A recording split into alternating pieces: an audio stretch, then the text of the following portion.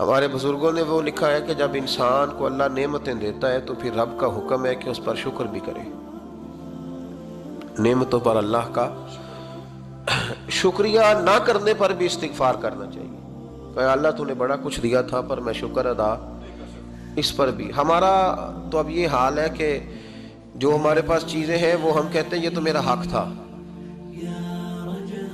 لیکن جو نہیں وہ مجھے فٹافٹ ملنی چاہیے.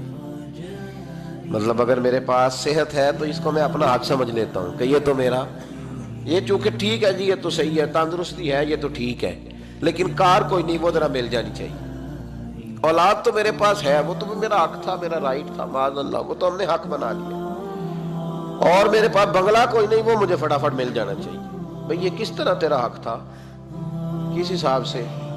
یعنی جو چیزیں ہیں ان کو سنبھالنے کی فکر نہیں ہے، اور جو نہیں ہے ان کے طلب کی فکر لگی ہوئی ہے. شکر نعمت کو محفوظ کر دیتا ہے، شکر نعمت کو محفوظ کر دیتا ہے، اور ناشکری نعمت کو لَإِن شَكَرْتُمْ لَأَزِيدَنَّكُمْ وَلَئِن كَفَرْتُمْ إِنَّ عَذَابِي لَشَدِيدٌ. اللہ فرماتے ہیں شکر کر، میں تیری نعمتوں میں اضافہ کر دوں، اور ناشکری کرے گا تو عذاب دوں.